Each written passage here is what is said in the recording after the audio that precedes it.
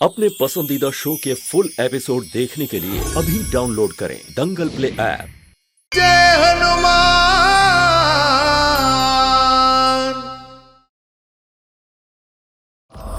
गुरुदेव, अब केवल आप ही मुझे मार्ग बता सकते हैं इस कलयुग को रोकने का। हनुमान, इस संसार में युगों का निर्धारण समय के आधार पर नहीं, बल्कि उसमें वास करने वाले धर्म के आधार पर होता है। जैसे जिस युग में धर्म के चारों चरण सत्य, तप, पवित्रता और दान का वास है, उसे सत्य युग कहते हैं। त्रेता युग में धर्म के 3 ही चरण शेष रह जाते हैं और द्वापर में केवल 2। और जिस दिन इस संसार से सत्य, तप, पवित्रता और दान का नाश हो जाएगा, उस दिन आरंभ होगा कलयुग। कलयुग कलयुग कलयुग। फिर चाहे कलयुग का समय आया हो अथवा नहीं।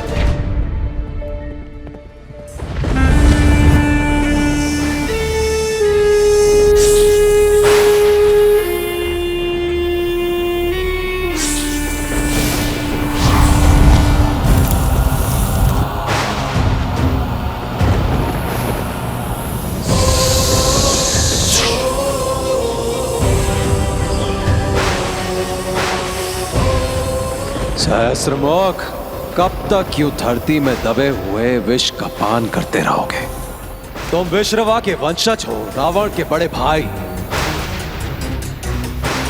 रावण के लाखों पुत्र और लाखों पौत्र मारे गए, पूरे असुर कुल का नाश हो गया और तुम अब तक सो रहे हो।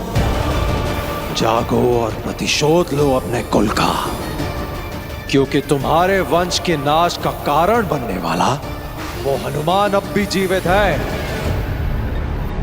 गुरुदेव, क्या इसका अर्थ यह है कि संसार से राम राज्य मिट जाएगा? मेरे प्रभु राम द्वारा स्थापित मर्यादाएं नष्ट हो जाएंगी? क्या यह कलयुग अपने उद्देश्य में सफल हो जाएगा गुरुदेव? नहीं गुरुदेव, यदि ऐसा हुआ तो मेरा इस संसार में होना व्यर्थ हो जाएगा। हनुमान, सत्य तो यह है कि अब तुम ही इस संसार के रक्षक हो। अब केवल तुम ही सत्य, तप, पवित्रता और दान की रक्षा करके कलयुग को समय से पूर्व आने से रोक सकते हो। किंतु गुरुदेव, मैं ऐसा कैसे कर सकता हूं? इसका उत्तर भी तुम्हारे हृदय में छिपा है। गुरुदेव, मेरे भीतर तो केवल प्रभु श्री राम बसते हैं, और बसती है तो केवल उनकी भक्ति। इसी भक्ति को तो जन जन के हृदय में स्थापित करना है हनुमान। अब केवल राम नाम और उनकी मर्यादाओं को जन जन के मन में स्थापित करके कलयुग को समय से पूर्व आने से रोक सकते हो।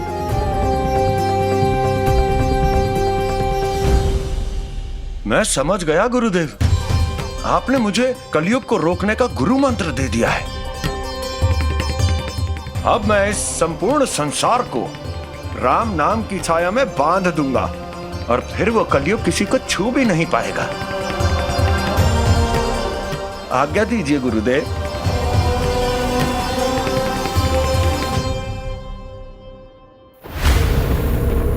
सहस्त्रमुख, जागो सहस्त्रमुख, जागो, क्योंकि तुम सोते ही रह गए और तुम्हारे कुल का नाम लेने वाला कोई बच्चा तक नहीं बचा। जागो सहस्त्रमुख, जागो। जागो सहस्त्रमुख, धिक्कार है तुम्हारे जैसे जीवन पानी। तुम्हारे जैसे महाबली के होते हुए तुम्हारा पूरा वंश मिट गया। तुम यहां शांति से सो रहे हो और असुर कुल की आत्माएं अपने प्रतिशोध के लिए छटपटा रही हैं। जागो सहस्त्रमुख, जागो, जागो।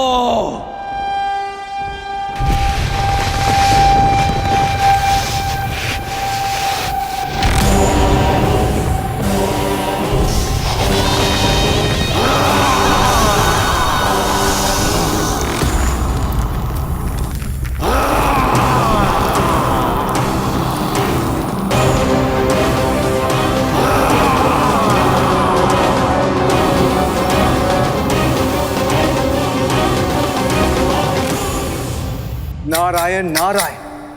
प्रभु, ये कैसा विकट संकट है। देव ऋषि, संसार केवल ये जानता है कि रावण के 2 छोटे भाई थे, कुंभकर्ण और विभीषण। किंतु रावण का ये बड़ा भाई सहस्त्र रावण यदि राम रावण के युद्ध के समय में जाग जाता तो रावण को मारना और कठिन हो जाता। नारायण नारायण। किंतु प्रभु, मैं यह नहीं समझ पा रहा कि यदि सहस्त्र रावण इतना ही शक्तिशाली था तो वह धरती के भीतर घोर निंद्रा में क्यों सो रहा था। प्रभु, ऋषि विश्रवा को संसार पर आने वाले संकट का आभास हो गया था और इसलिए ऋषि विश्रवा ने उसी क्षण अपने सबसे बड़े पुत्र सहस्त्र रावण के अंत का निर्णय कर लिया। प्रभु, तो क्या ये सत्य रावण और उसके भाइयों को कभी ज्ञात नहीं हुआ? ऐसा नहीं है देवी। केकसी ने अपने तीनों पुत्रों को उसके बारे में बताया था। इसलिए युद्ध के अंतिम दिन जब रावण के सभी भाई बंधु मारे गए तो उस अंतिम रात वह अपने बड़े भाई सहस्त्र रावण को जगाने गए। विभीषण को इस भूल का अनुमान था, इसलिए उनके कहने पर रावण को रोकने के लिए स्वयं बजरंग बली वहां गए और कोई मार्ग न देख हनुमान ने अपनी शक्ति से दिशाओं को ही परिवर्तित कर दिया। रावण सारी रात्रि प्रयास करता रहा, किंतु दिशा भ्रम के कारण वह सहस्त्र रावण तक कभी पहुंच ही नहीं पाए और सुबह होते ही हनुमान युद्ध शंख बजा चुके थे। उस दिन रावण चाहकर भी अपने बड़े भाई सहस्त्र रावण को जगा नहीं पाया और श्री राम के हाथों से उसका अंत हो गया। किसने दुस्साहस किया मुझे मेरी निद्रा से उठाने का? ये पवित्र सिंदूर है। अब आप इस सिंदूर से दीवार पर ओम लिखना शुरू कीजिए। बोलिए, कौन है आप और सिंदूर पर पानी क्यों डाली?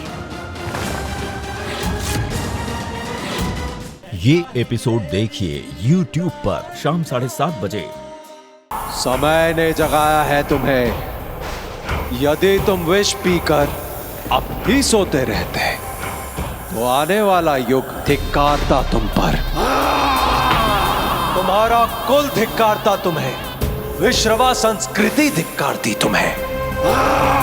सहस्त्रमुख, अपने इस क्रोध को यूं ही बनाए रखना, परंतु स्मरण रहे तुम्हारे इस क्रोध का पात्र मैं नहीं, कोई और है।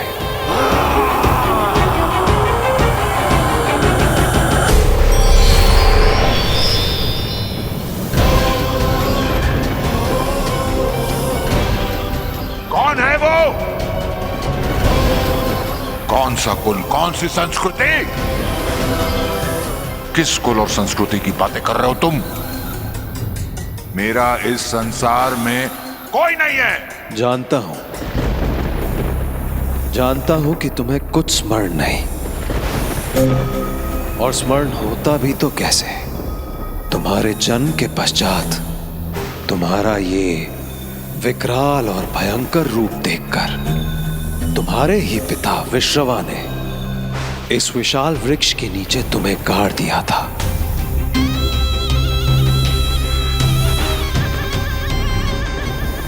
मेरे पिता विश्रवा?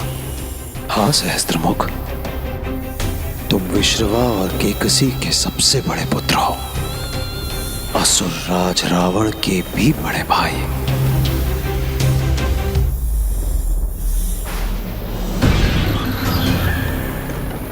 मेरे पिता है, मेरी माता है, मेरा भी भाई है, मेरा भी परिवार है। मैं इस संसार में अकेला नहीं हूं।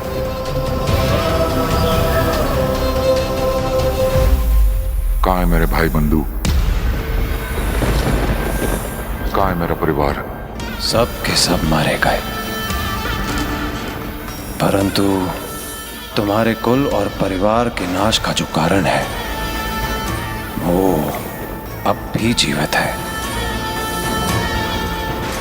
कौन है वो? जिसने मुझसे मेरा परिवार छीना।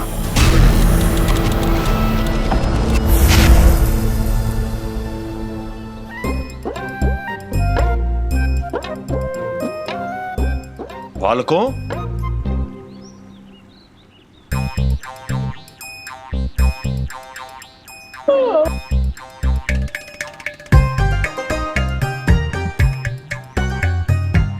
ये गदा अभ्यास के समय विश्राम। हनुमान जी, आपके बिना कोई अभ्यास करने की इच्छा ही नहीं होती है। तो लो, मैं आ गया। चलो अब अभ्यास आरंभ करें। हनुमान जी, क्या है कि एक बार विश्राम करने के बाद कुछ कार्य करने का मन ही नहीं हो रहा। हनुमान जी, और भूख भी बहुत लग रही है। यदि आपकी आज्ञा हो तो हम बनवारी काका के बाग से चोरी से आम तोड़ लाएं। चोरी? हाँ हाँ, अवश्य अवश्य। आलस्य, काम ना करने की इच्छा, चोरी करने का भाव, कहीं इनके बाल मन पर कलयुग का प्रभाव तो नहीं पड़ रहा? चोरी से आम तोड़ लाएं?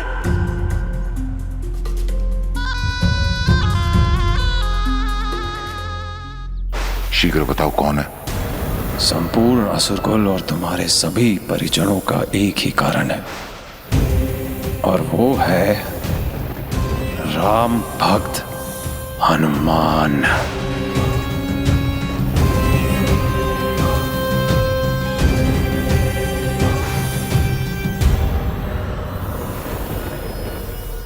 मुझे इनके मन को टटोलना होगा कि कलयुग का इनके मन पर कितना प्रभाव है। बच्चों, आओ मेरे साथ, बैठो।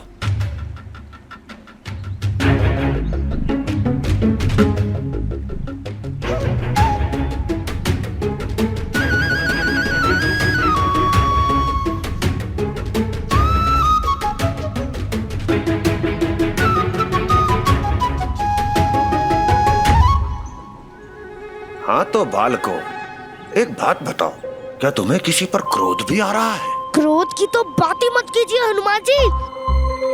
हम आपकी हनुमान सेना है, फिर भी हमारे परिवार वाले हमें बालक कहते हैं।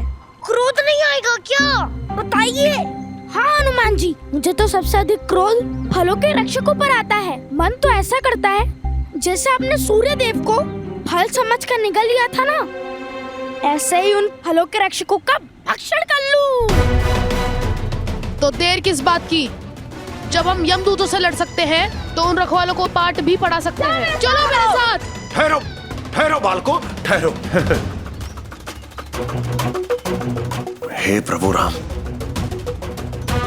बालकों, क्रोध, हिंसा, अकर्म और आलस्य, ये सब तुम्हारे मन का भाव नहीं है। ये सब उस कलयुग का प्रभाव है।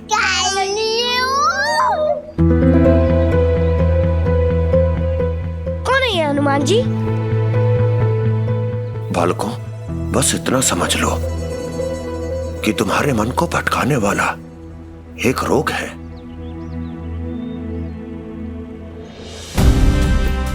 बालकों, तुम उसकी चिंता मत करो। मैं संसार में इसीलिए हूं। तुम्हारे मन में आ गए सभी विकारों को मैं दूर करूंगा। पर कैसे हनुमान जी? चाहे संसार में आ गई बुराइयां या तुम्हारे मन में आए विकार, इन सब की केवल एक ही औषधि है, राम कथा। राम कथा? राम कथा सुना तो मुझे बहुत बड़ी है, पर हनुमान जी सुनेगा कौन? तुम सबके मन के विकारों को दूर करने के लिए मैं सुनाऊंगा तुम सबको संपूर्ण राम कथा। संपूर्ण राम कथा? हनुमान जी, मैं अभी सब बच्चों को लेकर आता हूँ। चलो। हाँ, चलो चलो चलो चलो चलो, चलो।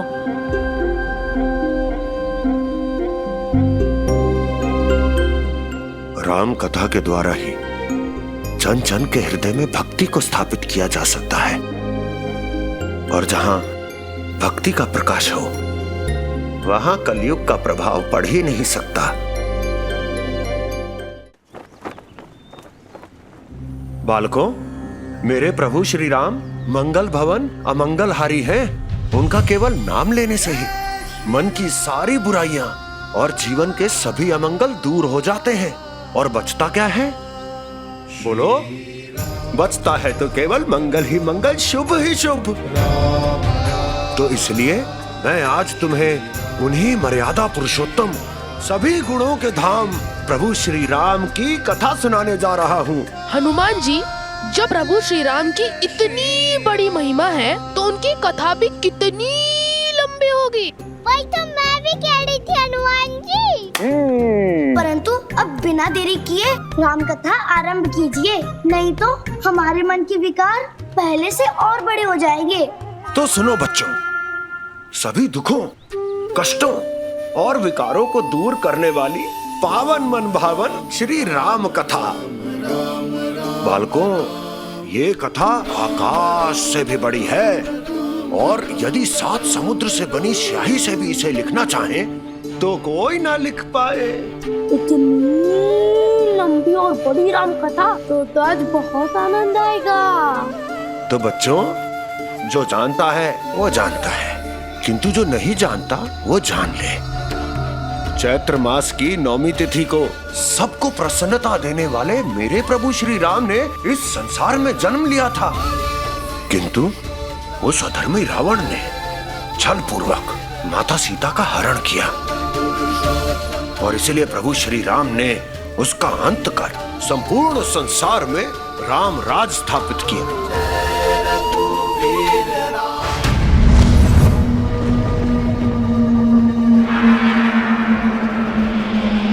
तुम्हारे कारण मेरे भाई रावण और कुंभकर्ण का अंत हुआ।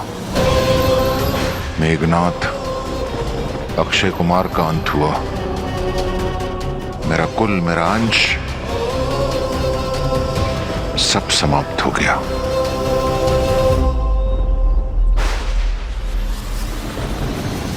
तुम्हारी मृत्यु ही होगी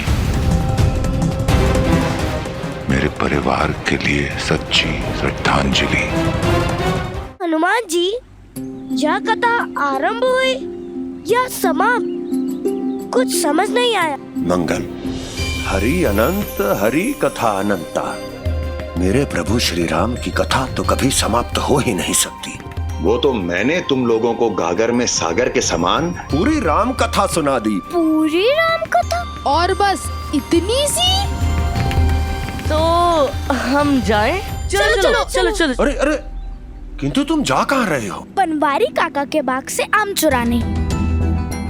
इतनी लंबी राम कथा सुनते सुनते भूख जो लगाई। चलो चलो चलो चलो चलो चलो।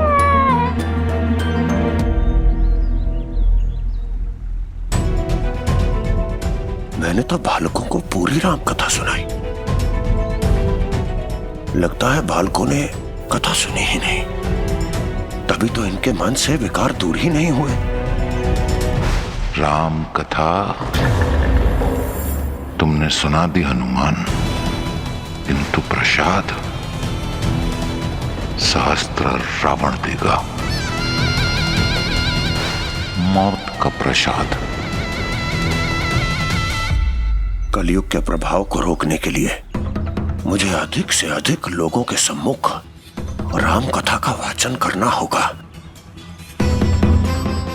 तभी मैं उस कलयुग को इस संसार में आने से रोक सकूंगा। किंतु अब मैं किसे सुनाऊं राम कथा? मैं सुनूंगा, मैं सुनूंगा, मैं सुनूंगा, मैं सुनूंगा।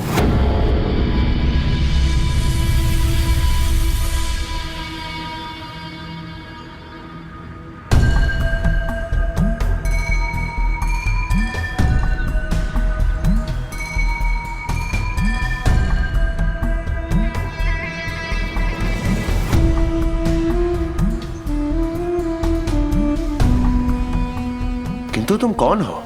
नंदीग्राम में तो तुम्हें कभी देखा ही नहीं। बहुत दूर से आया हूं, पुष्कर द्वीप से। मैंने सुना है आप राम कथा ऐसी सुनाते हैं कि जीवन के सारे विकार दूर हो जाते हैं और मन को बहुत शांति मिलती है। नहीं नहीं, ये मेरी नहीं, ये तो राम कथा की महिमा है। हनुमान जी, मैं पुष्कर द्वीप से आपके लिए कुछ मीठे फल लाया हूं। मैं चाहता हूं कि राम कथा सुनाने से पहले आप इसे स्वीकार करें। फल तो मुझे अत्यंत प्रिय है, मैं भला उन्हें कैसे मना कर सकता हूँ। तो लाओ, कहाँ है मीठे फल? आप स्थान ग्रहण कीजिए, मैं अभी ले आया। अवश्य।